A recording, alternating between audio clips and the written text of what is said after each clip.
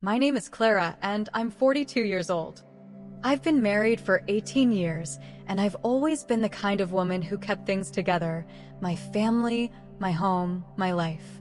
But lately, everything has felt like it's about to unravel. Emma, my daughter, is in her early 20s. She's full of life, always out with friends or at work.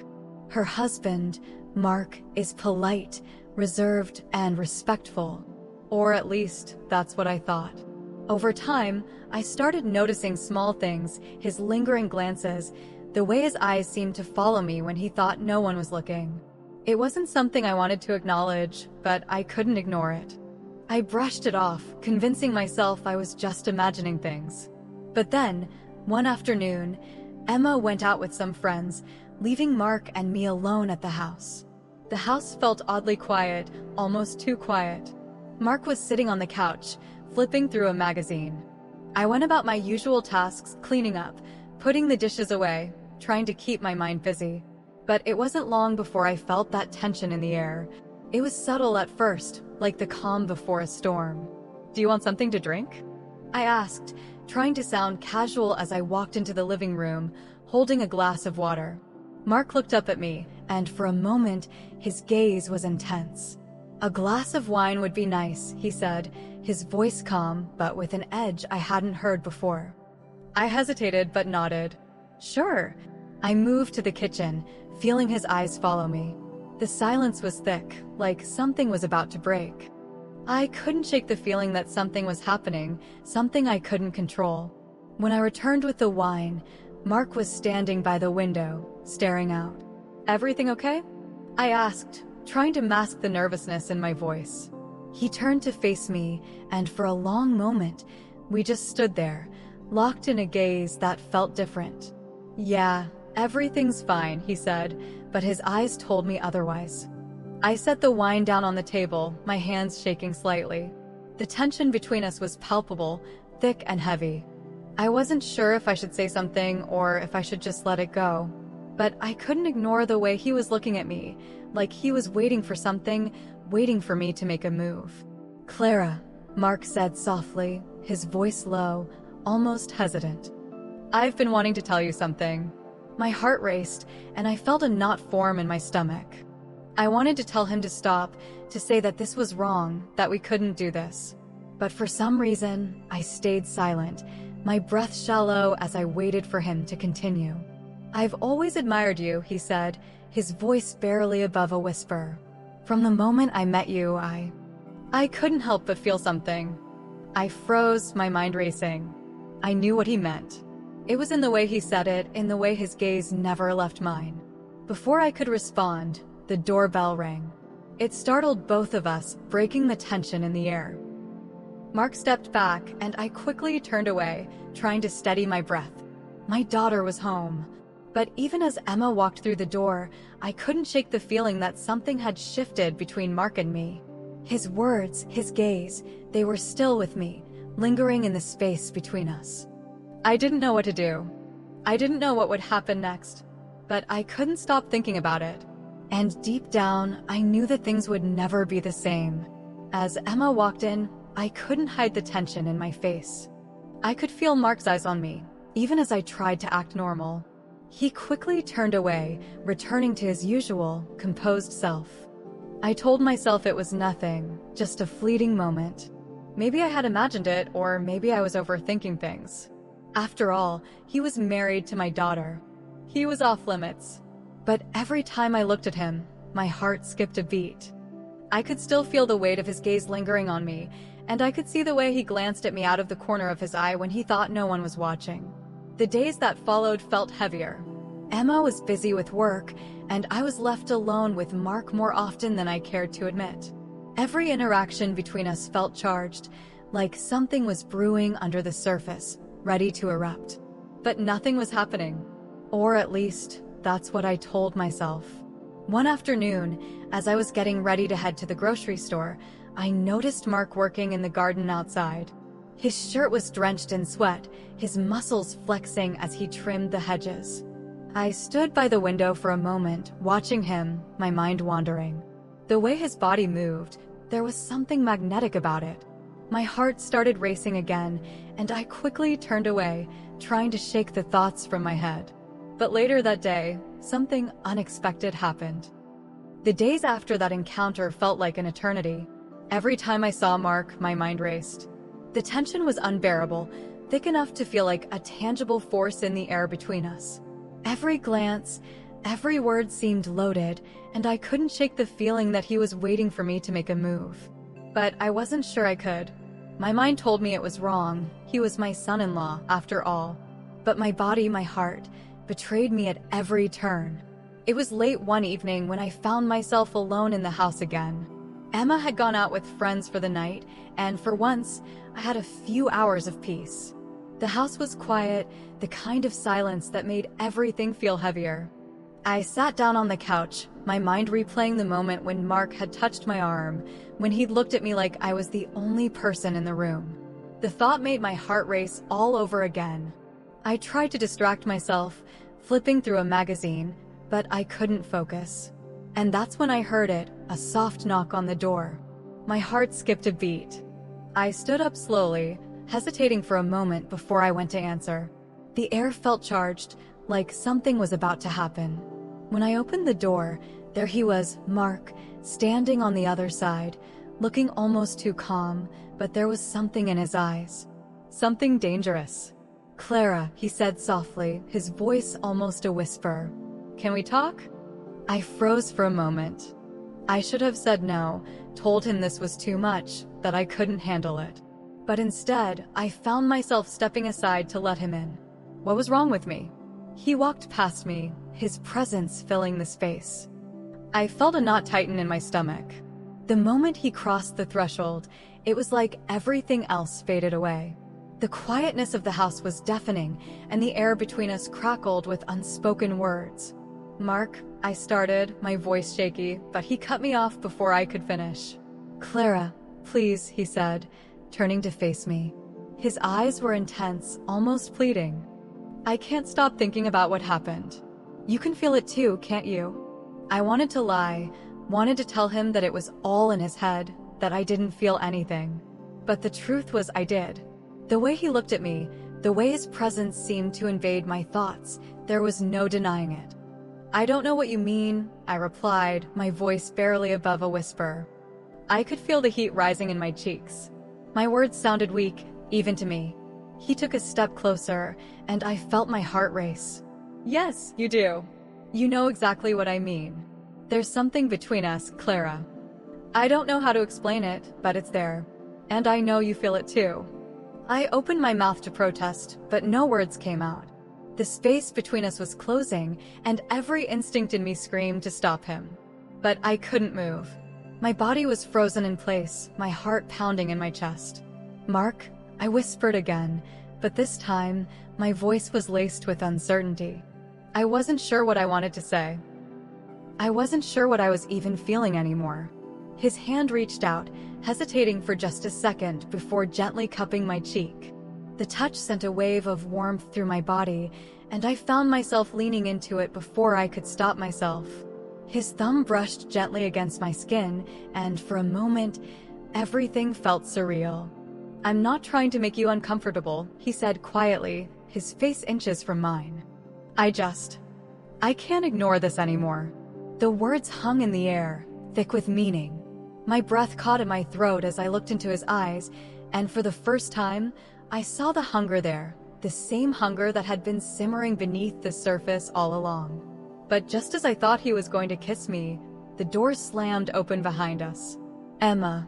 I pulled away from Mark instinctively, my heart nearly stopping in my chest. My daughter stood in the doorway, her eyes wide with shock and confusion. She stared at me, and then at Mark, her face a mixture of disbelief and hurt. "Mom? Mark? What's going on?" Her voice was shaky, barely audible, and I could hear the underlying hurt in her tone. Mark stepped back quickly, and I could see the panic in his eyes. But Emma didn't let him finish. She turned and rushed out of the room, her footsteps echoing down the hall. I was frozen in place, the reality of the situation crashing down on me like a tidal wave. I stood there for a long moment, trying to process what had just happened. Mark looked at me, his expression conflicted, torn between guilt and desire. "I never meant for this to happen," he said quietly, his voice tinged with regret. "But it's like I can't stop wanting you, Clara. And I think you feel it too." I opened my mouth to say something, but I couldn't find the words. I wanted to tell him to leave, to never come back. But part of me didn't want him to go. The other part, the part one couldn't control, wanted more of whatever this was. I wanted to know what would happen next. But just as I was about to speak, I heard Emma's voice again, this time from the other room. "I need to talk to you, Mom." I glanced at Mark, who gave me a tight nod. He turned and walked quickly toward the door, leaving me standing there in the silence. I didn't know what was going to happen next, but deep down, I knew I couldn't run from this feeling anymore. Things had already changed, and I wasn't sure I could turn back. I stood frozen, my mind spinning. Emma's voice echoed in my ears as she called out from the other room. The reality of the situation hit me hard. What had just happened? The way Mark had been so close, the way his touch lingered on my skin. I quickly composed myself, rushing to the door to catch up with Emma. My heart was racing, and my hands trembled as I touched the doorknob. When I found Emma in the living room, she was pacing, clearly upset. The way she looked at me, hurt, confused, and yet something else that I couldn't place, made my stomach drop. I wasn't sure how to begin. "Mom, what was that?" she asked, her voice barely above a whisper, like she couldn't quite believe what she'd seen.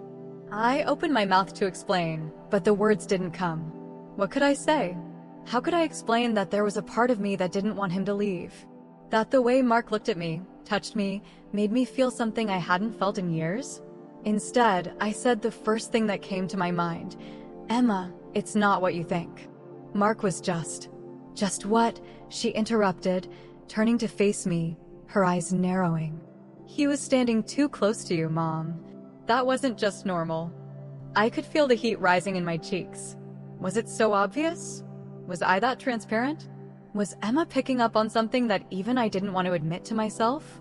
"Emma, listen," I started, trying to find the right words. "We were just talking, that's all. I don't know what you think you saw, but it's not." But before I could finish, there was a soft knock at the door again. I froze, my heart skipping a beat. I knew exactly who it was before I even opened it. "Clara." Mark's voice came through the door. I turned back to Emma, who looked at me, her face full of suspicion. She didn't say anything, but I could see the conflict in her eyes. I quickly walked toward the door, my heart thumping in my chest. When I opened it, Mark stood there, looking uncomfortably calm. His eyes flicked over my shoulder, briefly meeting Emma's gaze, and then back to mine. There was an almost apologetic look in his eyes, but there was something else too. A sense of longing, a spark that still hadn't died. "Clara, can we talk?" he asked quietly. I glanced at Emma, who was still standing in the living room, arms crossed, watching us. My heart raced. Mark didn't seem to care about the tension in the room. He was determined to get some kind of conversation going. I wasn't sure what to say, but my body moved on its own. "Sure," I said, stepping aside and letting Mark in. My eyes met Emma's briefly. There was no hiding it anymore, no pretending everything was fine. Emma's eyes flashed with hurt before she turned and walked out of the room. Mark entered, his presence filling the space in the most unsettling way. I closed the door behind him, and for a moment, neither of us spoke. The silence stretched between us, thick with all the unspoken things. He stood there, looking at me with those deep, intense eyes, and I could feel the heat of his gaze on my skin. I wanted to say something, anything, to break the tension, but my throat felt dry. "I didn't mean to upset her," Mark said after a long pause. I didn't think she'd walk in at that moment. I nodded, though part of me didn't know what to say. Part of me didn't know how to explain that the moment had felt inevitable. That there was this pull between us that neither of us could ignore. "I know," I said quietly, my voice barely above a whisper. "But we need to be careful, Mark. Emma, she's my daughter. His eyes softened, and he took a step closer. I don't want to hurt anyone, Clara. But this feeling, it's stronger than both of us. Don't you feel it? My heart pounded in my chest, and I couldn't deny the truth in his words. I did feel it. It was like a constant hum beneath my skin, a quiet, powerful pull I couldn't escape. Every time he was near, my thoughts were consumed by him. The way he moved, the way he spoke to me, it was all so dangerously intoxicating. I can't keep ignoring it, Mark continued, his voice low, almost pleading. We both know something's happening here. And I need to know if you feel it too. His words lingered in the air between us, thick and heavy, charged with all the emotions we'd both been hiding. My pulse quickened as I met his gaze, unable to tear my eyes away. For a split second, everything else in the world disappeared. It was just the two of us, standing in that room, our desires clashing in the space between us. I don't know what to say, I murmured, my heart racing. I've never felt this way before, but it feels like something's pulling me toward you, and I'm scared of it. Mark took another step closer, his breath warm against my ear as he whispered, Don't be scared, Clara. Let's just see where this goes. We don't have to act on it, but we can't pretend it's not there. Before I could respond, the sound of footsteps broke the moment. Emma's voice echoed from the hallway again, this time sharper, more insistent. Mom? Are you and Mark still talking? Mark stepped back immediately, like he'd been burned. The air between us cooled instantly. I blinked, trying to collect myself, my head spinning. Yeah, I called back, my voice unsteady. We're fine. Mark looked at me one last time, his expression unreadable. He didn't say anything, but I could tell he was still fighting the same battle inside as I was. With one final glance, he turned and walked toward the door. As he stepped out, I felt a strange sense of loss, like something that had just started to bloom was already fading away. Clara, he said softly, just before the door clicked shut behind him. I stood there, staring at the empty space where he had been, my heart still racing. What was I doing? What was happening to me? I needed to get a grip, but the pull toward him was getting harder to ignore. And I knew, deep down, that this wasn't the last time we'd be alone. The question was, what would happen next? The door clicked shut behind Mark, but the sound of it closing didn't soothe my nerves. If anything, it only made the silence in the room louder, the weight of what had just happened pressing down on me. I leaned against the wall, trying to steady my breath, but my heart was still racing, beating like a drum in my chest. Emma's voice came from down the hall, her words piercing through the fog of my thoughts. Mom, are you okay? She called out. I tried to compose myself, to sound normal, but I knew there was no way I could hide the tension. Not from Emma. She was too sharp, too aware. I took a deep breath and walked toward the hallway, trying to act like everything was fine, even though inside, everything felt completely out of control. Yeah, I'm fine, I said, my voice trembling slightly. Mark just wanted to clear the air. Nothing to worry about. But Emma's face when I walked into the living room told me she didn't buy it. Her eyes were narrow, suspicious, and there was something else there too, a hint of confusion, maybe even hurt. She didn't say anything, just crossed her arms tightly over her chest, looking at me as though she were trying to read me, trying to figure out what was really going on. Mom, I don't know what's happening between you and Mark, but I don't like it, Emma finally said, her voice low and serious. You've got to be careful. This isn't like him. He's not like that. Her words hung in the air, and I felt a pang of guilt. She was right. Mark wasn't like that, at least, not in the way I wanted to think about. But there was something between us now, something undeniable. And I couldn't ignore it anymore.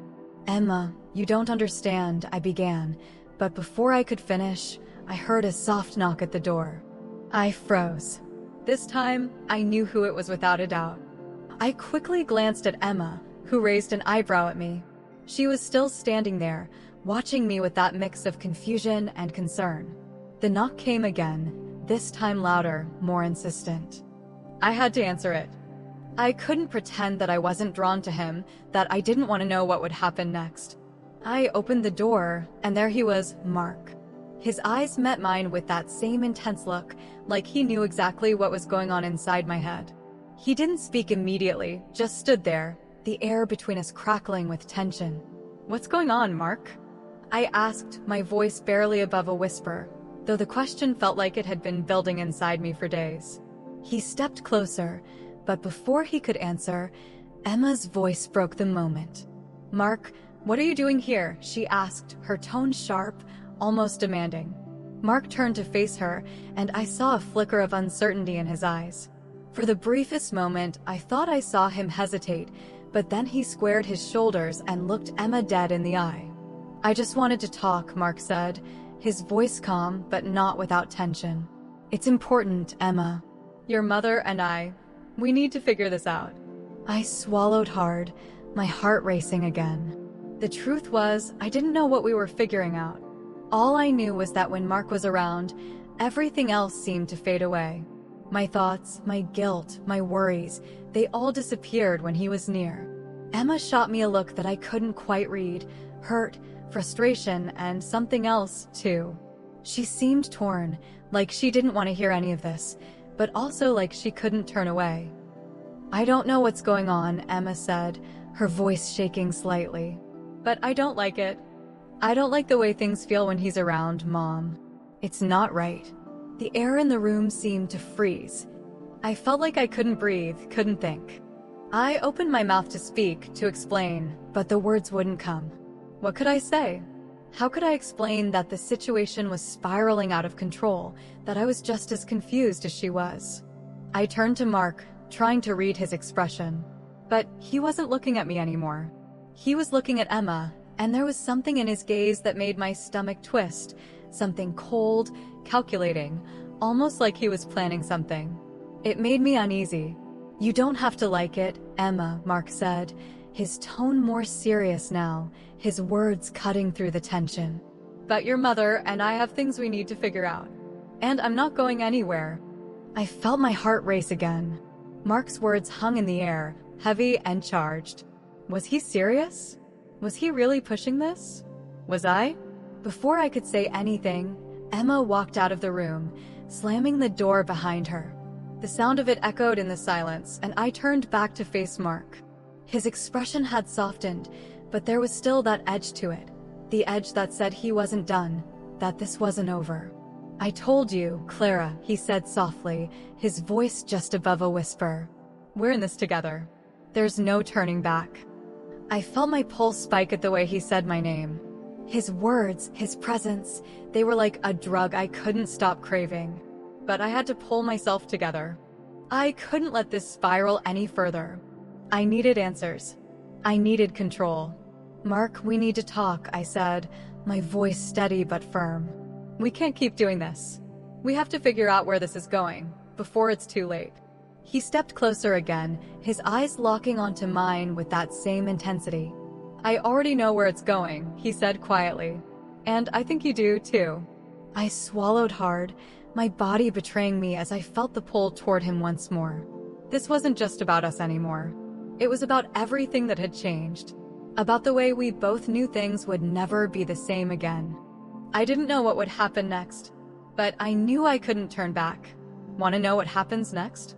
Drop a comment below and let me know if you want to see part 2. The story isn't over yet.